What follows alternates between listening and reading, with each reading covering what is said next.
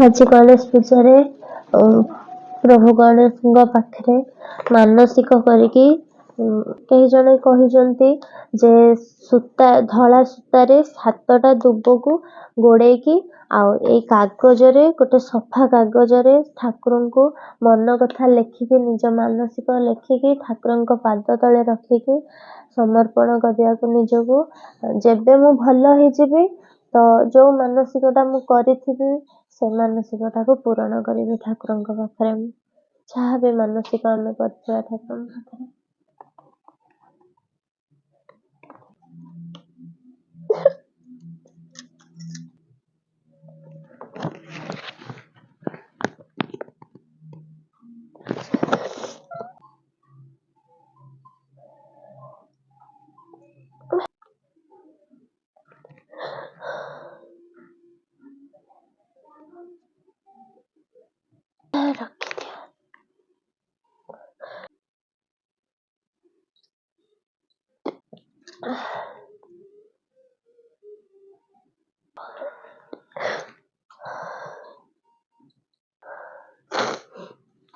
ठीक अच्छे आमे पूजा आरंभ करिया बहु सब सज भी कर सारे करिया गली आम कन्हई भी गणेश पूजा रे पूरा रेडी होती ड्रेस पिंधिकी गेले भी नुआ ड्रेस पिंधि सब नुआ ड्रेस मोर भी नुआ ड्रेस बहु मदक कर देइछे सकाळ उठी बहु सकाळ उठी मदक भी बना देइछे ठाकुर मन दुख करे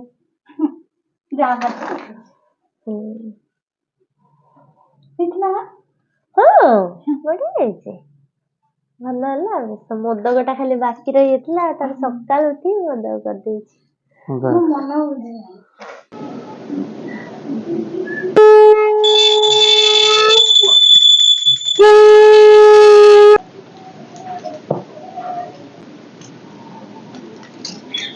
पवन शुरू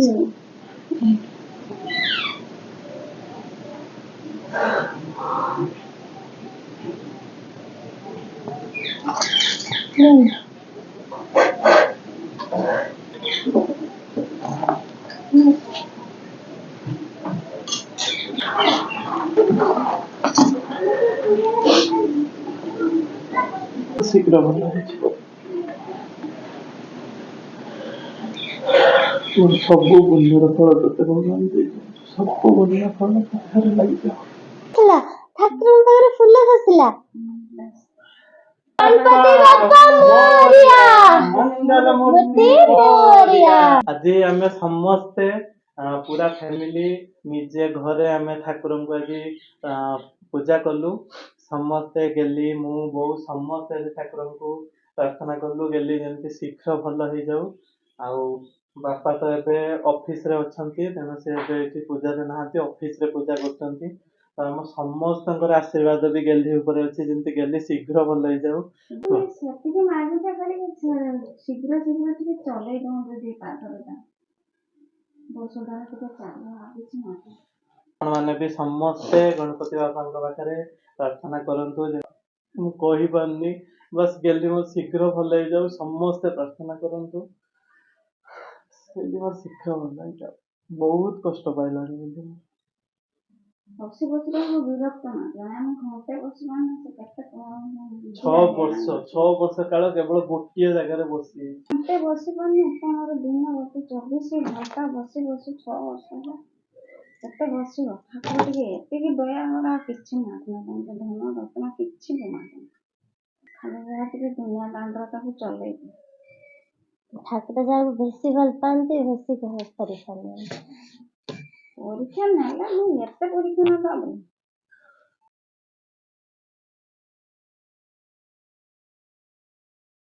भगवान से आशीर्वाद करते मो पूजा करी पारि गणेश ठाकुर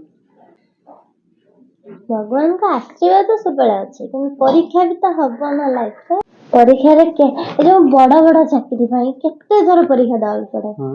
जे थर देखो पूरा हार मन जो पूरा लास्ट थे भगवान से थर पूरण करते ଆମର ବି ପରୀକ୍ଷା ଚାଲିଛି, ଦେଇ ଚାଲିଛି ପରୀକ୍ଷା ଯେନେ ଆମ ପ୍ରତିବର୍ଷ। ପରିଶ୍ରମ ଫଳ ବି ଆମକୁ ଭଗବାନ ଦେବେ। ବିଶ୍ୱାସ ଅଛି, ବେଳେ ବେଳେ କିନ୍ତୁ କଷ୍ଟ ଏତେ ହଉଛି, ହାତ ଭାଙ୍ଗି ପଡୁଛି।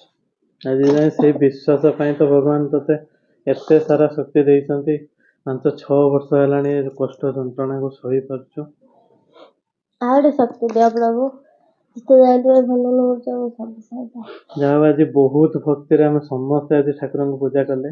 ପୂଜା କରିପାରିଲେ। ଆକ୍ଚୁଆଲି ଗେଲିର ଦେହ ବହୁତ ଖରାପ ଥିଲା,